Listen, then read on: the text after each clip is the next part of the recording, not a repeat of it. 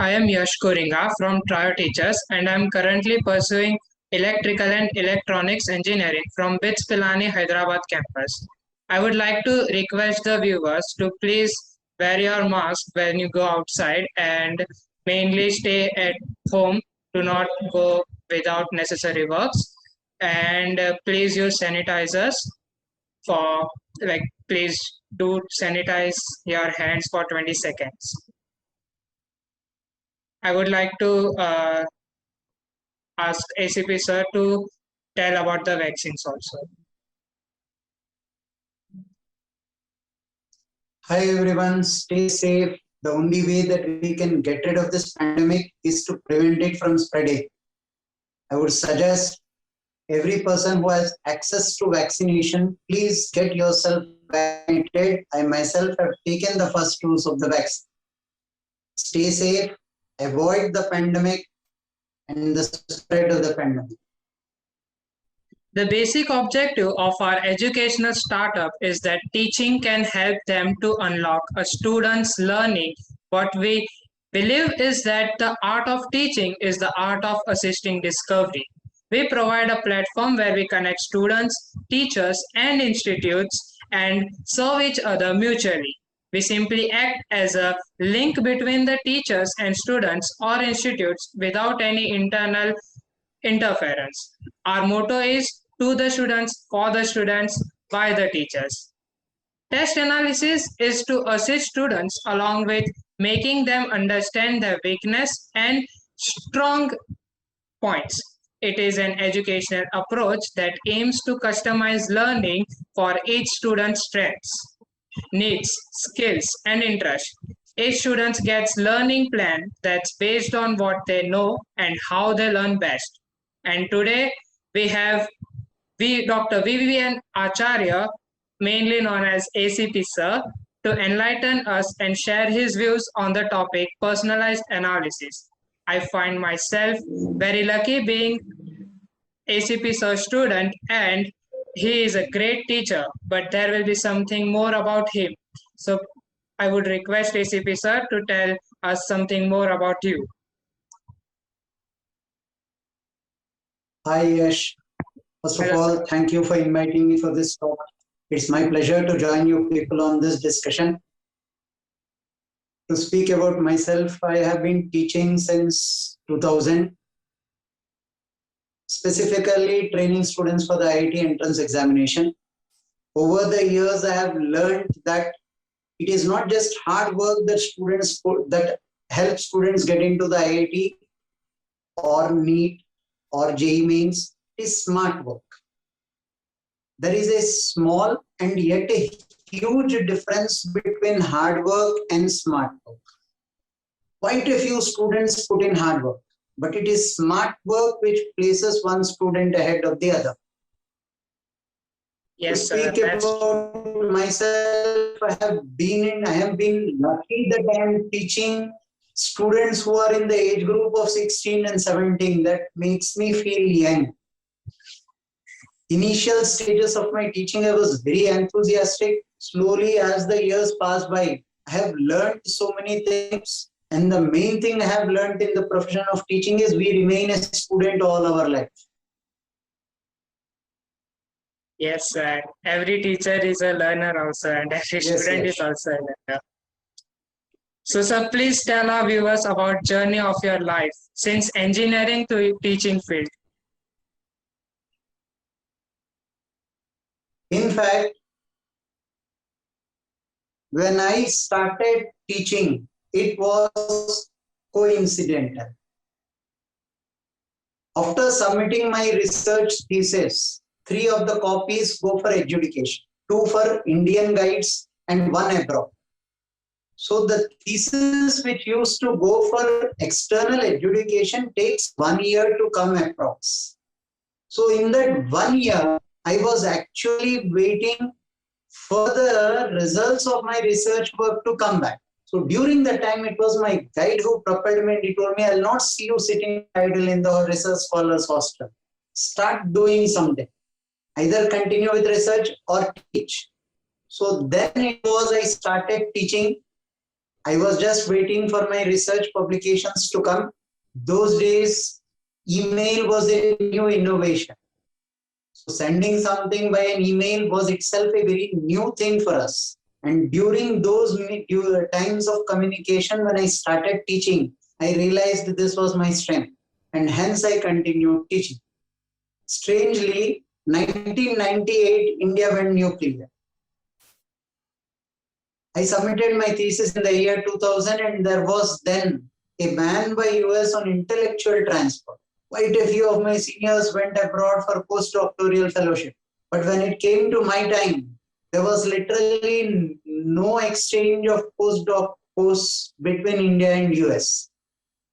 And hence I had to, on the other side, start teaching, and it turned out to be my strength, and I continued that way.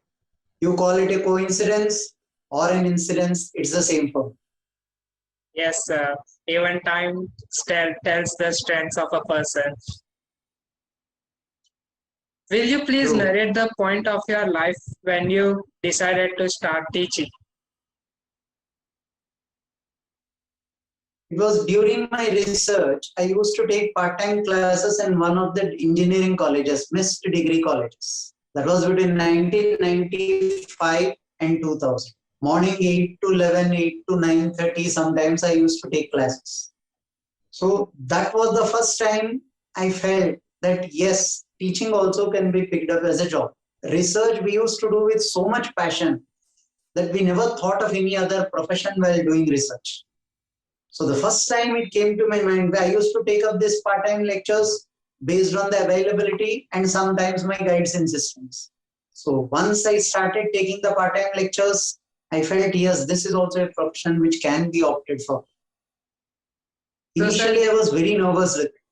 So, sir, And once do you teach? I started getting accustomed, yeah. Yeah, did you teach physics at that time also?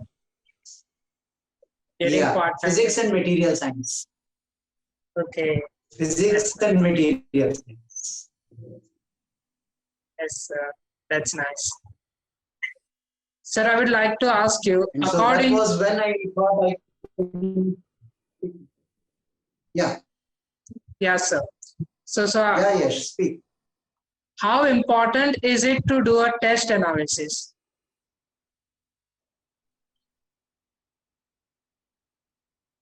It's the most important thing in the process of these entrance examinations. I have also learned this hard way.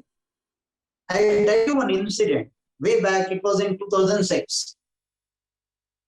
There was one batch we had which was very strong in physics. Every paper I gave, they used to come out and tell me, sir, all questions done.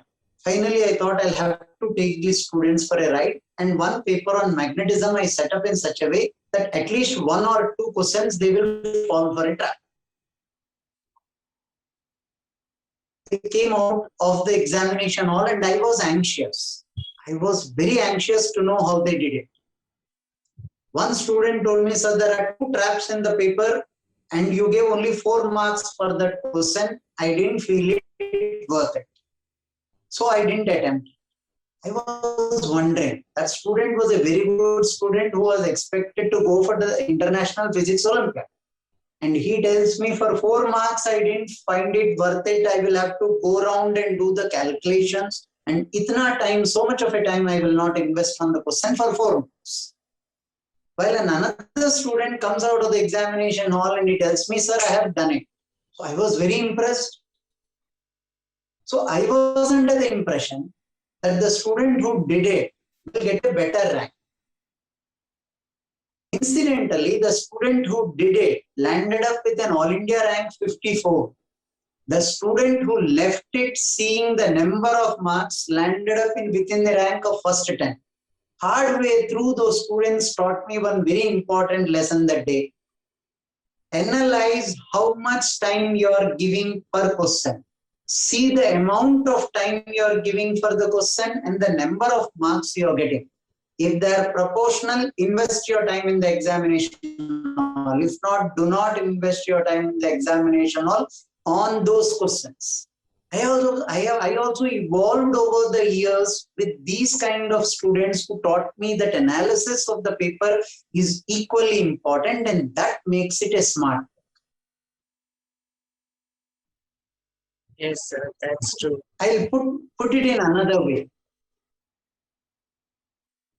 It may sound something different, not directly related to the entrance examinations, but every time you realize your mistakes, burn them, rectify them. Naturally, we will keep going ahead. This applies all throughout in life, not just only for entrance examinations. I remember in one of the schools, long back, 15 years back, St. Anne's, if I'm right, there was a quotation written there. Please teach the kids that committing a mistake is not a sin. It's okay to commit a mistake. But not rectifying from that mistake is a blunder. So every time you take a paper, you take an examination, you may commit a mistake. We are okay with it. But not rectifying that mistake is a blunder. We pay very heavy price for it if we don't rectify that mistake. Yes, sir. Yes, yeah. So, sir, if there's a student who does not do his preparation with analysis of test, and there's another student who does the test analysis also, so what major differences will be there among those two students? Huge difference in the rank. I would again emphasize on this. Like the two examples that I told you, the student who lands up with both are of equal IQ, both are of equal intelligence. One gets 54th rank, the other is in the top 10 ranks, because this person knew how to analyze his paper and invest his time on the right question with the right time. Now, once again, I may slightly deviate from your question in this particular case, but I put it this way.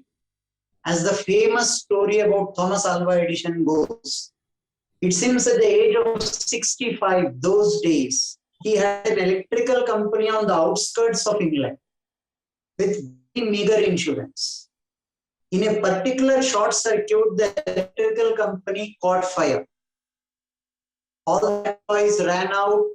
Fire engines took a lot of time to come to the outskirts of England and London rather.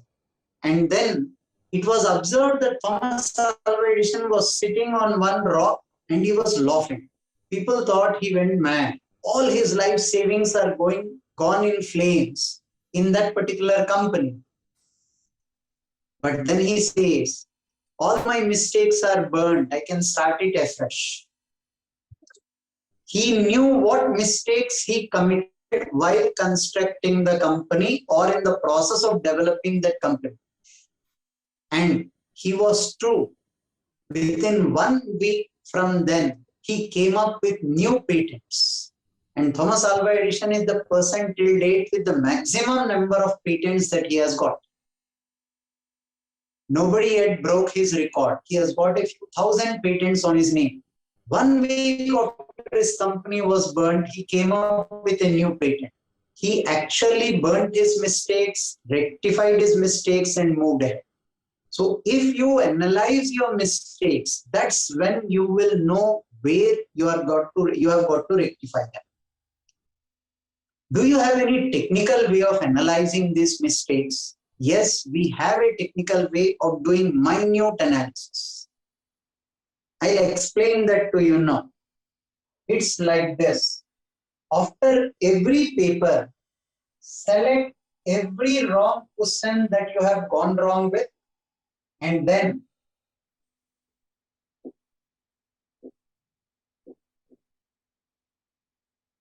you and only you as a student can tell us why you went wrong with that question. Was it the concept? Was it so that you knew the concept but did not know how to apply?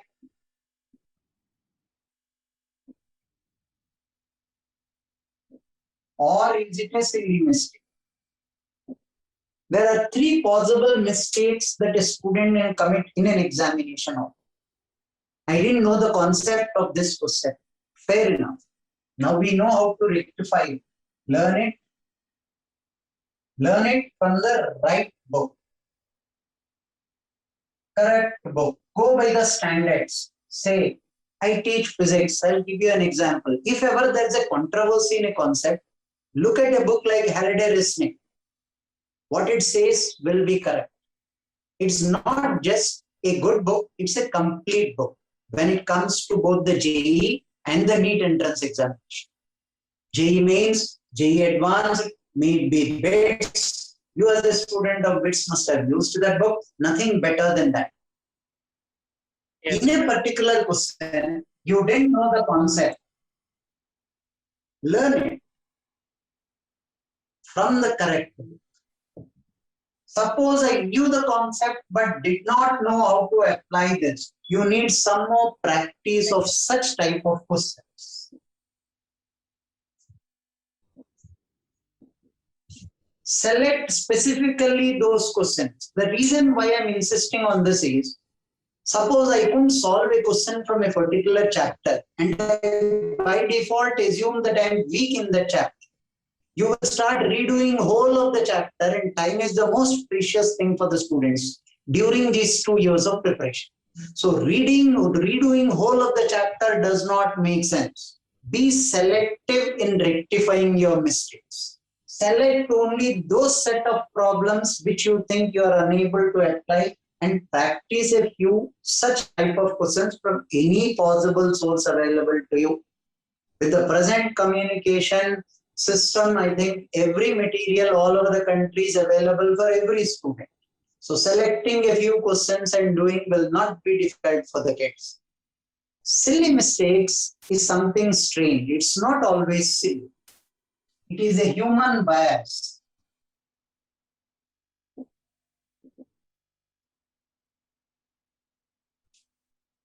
Silly mistakes are not always silly. We assume few things. We assume things which are not told in the question. Sometimes we miss critical information given in the question. We read only some parts of a question and we assume things. It is conditioning of the mind. We have solved a number of questions, so we assume this question is also of the same type. It need not be so. Try to read, try to understand what the examiner wants you to see. Do not assume things in the examination hall. You will assume that you have committed a silly mistake. Silly mistake is not always silly. It is a human bias. Yes, sir. Yes, I yes. remember doing those silly mistakes. And majorly they were due to question, like reading the question the wrong pattern, taking wrong assumptions. So, sir, what should be the amount of time taken to do the test analysis from the perspective of JEE or NEET or board exams? After every mock test that the student takes, maybe after every 1 month, every 2 months, whenever their institutes conduct the test or test series, whatever they take, after every mock test, at least half an hour per subject for this analysis. Every question that you have gone wrong, you will have to first analyze this and then do something more important. If this information is available with the student, nothing better than that. For example, this will tell you how much time you will require per paper analysis. This is question number. This information should be available to the student. It comes from the paper setter's side. Maybe an institute, maybe a teacher, maybe a mock test, maybe anything. Question number 1, percentage of people who have attempted the question, percentage of people who got it correct, percentage of people who went wrong. This information is crucial in a competitive entrance examination. Why? For example, if I solve only one question right, and the whole of the country gives a blank paper, I am the first rank. So it is important to know that I have done a paper correct But at the same time, how many people have gone wrong is equally important. For example, how do I know my strength and weakness? Question number 1, if I tell you 90% of the people have attempted it and 75% of the people have got it correct, then the question was easy. If I went wrong in that question, I need to be worried about the topic. And if I went wrong, I'll put it as if the student went wrong in this question where 75% of the people got it correct, I need to be worried about that particular topic. Redo this topic. Go through the question. Now reanalyze the question. Why you went wrong? Is it the concept? Is it a silly mistake? Or is it something that you didn't know how to apply? How do you want me to know my strength? Suppose say sixth question. 45% of the people only could attempt, out of which 10% got it right, say, and I went wrong. I went right with it. That's my strength. I don't need to invest my additional energy on the topic. I'm already strong at it. Incidentally, students get waived in this. When they realize that this is their strength, they start overdoing with it. Why? That satisfies their esteem needs. They're very happy doing it. They feel inner happiness to see solving tougher and tougher questions on the topic. But it's a fool's job. You know you're writing an entrance examination for undergraduate. You're not going to do research on that topic. So do not overdo with a topic. Once you know it is your strength, good. Keep it aside. Keep consolidating. Don't let it go into your weakness. Once in a while, keep brushing it up. Keep looking at your notes. Keep that fresh in your mind. But at the same time, don't overdo the topic. Strike on this topic where 75% of the people got it correct and you have gone wrong. That's your weak point. Keep striking on that point. This amount of labor requires at least half an hour per subject after every paper that you take. Yes, sir. So, sir, learning is something which is done by a teacher as well as student. How important is it for a teacher to do analysis? It is very important. Just as I told you in this case, that institute should give information to the student as to what percentage of people got it correct, what percentage of people went wrong. For the teacher also, this analysis applies. For instance, if this analysis is available for the teacher, for example, mechanics. Question number 2 was from mechanics. What percentage of people got it correct? What percentage of people went wrong? If this information is given per question, question number 4 is also from mechanics, 6 is from mechanics. Now, when you give me the percentage of people who have got it correct and wrong, I know as a teacher what I have to address in the next class. Every topic will have its fine tuning. Knowing the concept and scoring are two different things. I'm very strong in the concept, but the art of answering multiple choice questions is altogether a different paradigm. And this art will develop in the students when the teacher gets to know that this particular topic, students are able to solve even tough questions. This particular subtopic, students are not able to solve a medium-based question. So the teacher will immediately get to know what needs to be rectified in the class. It is generally a great pleasure to see the students smiling when you tell them the mistakes that they will commit. And when they look at their paper, they actually committed those mistakes. Now they understand what mistakes they are not supposed to commit in the examination. So a teacher's analysis is his homework for the class. knowing the student's strength and weakness is very important for the teacher. Yes, sir. I remember that thing when teachers used to tell that you will commit these mistakes, and it was mainly in physics only that these things used to happen. So we are working on a And software it is where frequently committed by the student. yes, sir. It is frequently committed even after the warning. So, sir, the things which you are telling right now, we are working on a software where all the above points mentioned by you will be covered. What we are trying to do is to create a good combo of online and offline teaching methods. The software will reduce the work of students and teachers, and it will do the analysis and cover those all points of percentiles, rank, and it also contains the time taken for a particular question. That all things will be given by that software. So, what qualities do you think which a teacher should That will have be to? a great help in that. Yes, sir, that will be great. So, what do you think about qualities which a teacher should have to become a good teacher?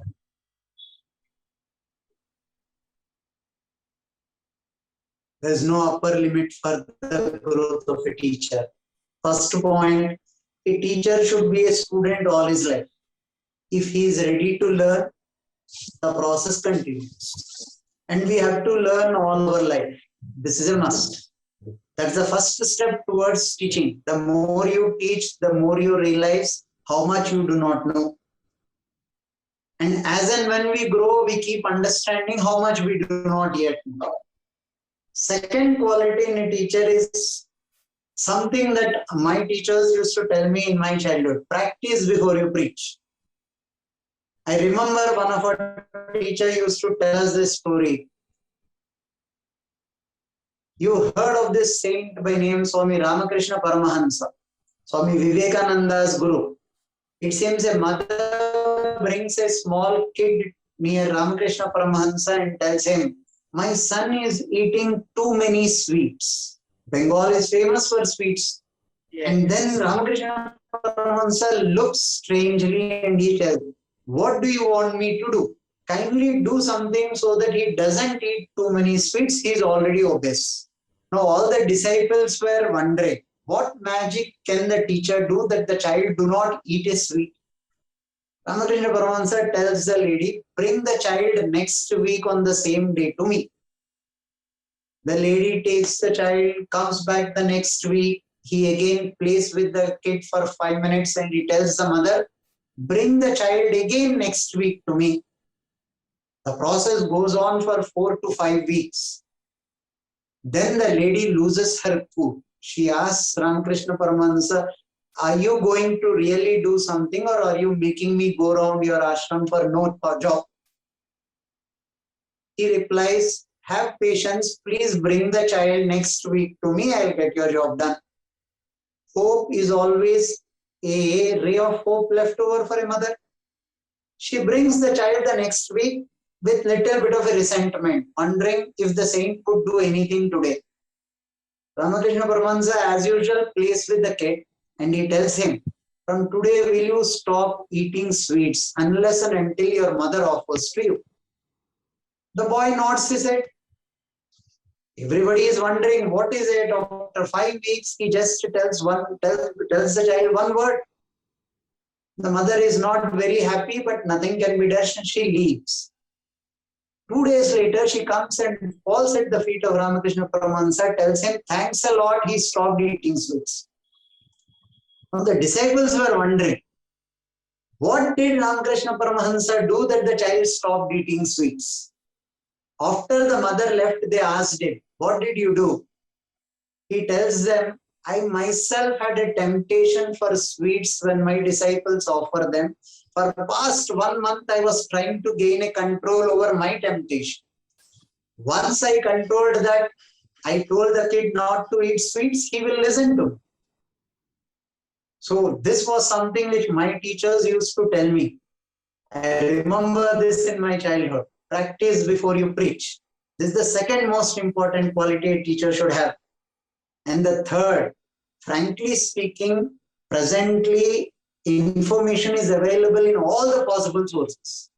Teacher's only job is to motivate the student and tell him, look, you can do it if you think you can do it. If a teacher is a student all his life, if he practices before he preaches and motivates the child, that's surplus for a student to go ahead in life. Yes, sir. I remember that story which you told. I remember such an incident with Mahatma Gandhi is also there, where a lady asked Mahatma Gandhi to tell his son to not eat sugar, and Gandhiji himself used to eat sugar. So he calls the lady the next day after he himself leaves the sugar. Yes, sir. That and it was great stories. Yeah. So you have your students all over the world. How do you feel now?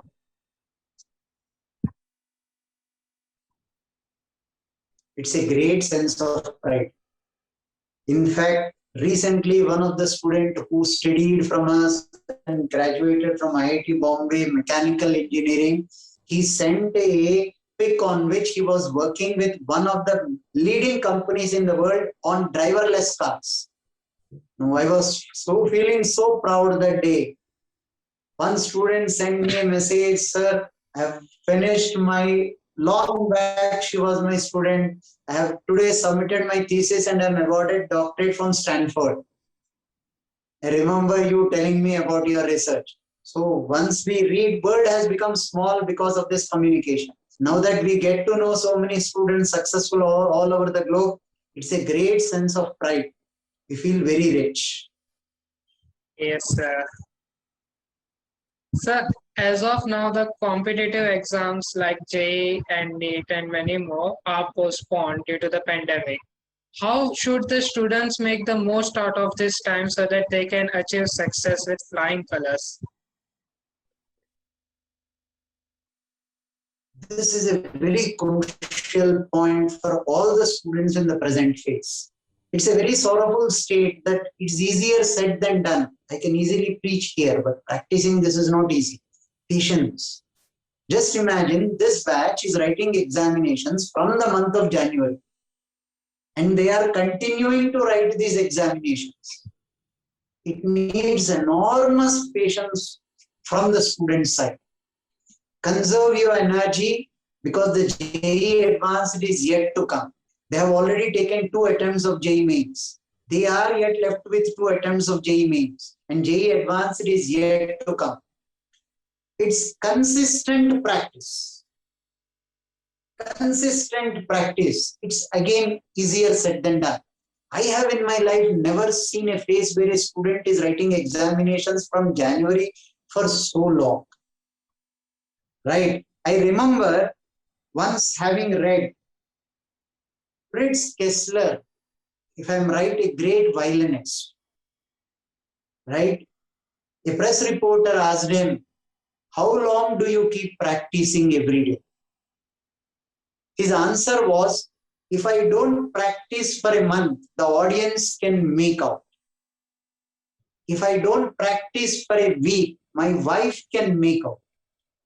If I don't practice for one day, I can make out. So the only way you can get rid of this frustration of carrying forth the examination is to get engrossed in it. Enjoy solving a paper every 2 to 3 days. This regular practice of consistency will keep you on your toes. Again, I repeat, solving a paper is half done. Analyzing the paper and rectifying your mistakes, you are moving towards perfection. Take this as an opportunity. Make the best possible use of this pandemic time. Do practice every alternate day question paper, one paper of JEE Mains, the next day one paper of BITS, next day one paper of JEE Advanced. And remember, solving a paper is very important. Analyzing the paper is equally important.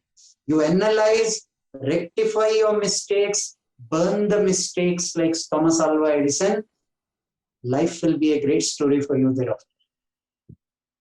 Yes, I remember these things. I was also last year. I was also in the same situation. I can understand. Now you have crossed the river, got into bits, placed yourself comfortably. Yes, One step ahead for you. thank you, sir. It was a great session, sir. I would like to thank you for giving your valuable time for this event, and I would also like to thank Trial Teachers for giving me this opportunity. It was like a dream to even interview the teacher with with whom I learned physics. It was like great interviewing your own teacher. My pleasure, Yash. Thank you for this opportunity to convey this message to all the students. Hope it is of help to the kids. Sure, sir. Thank you, sir.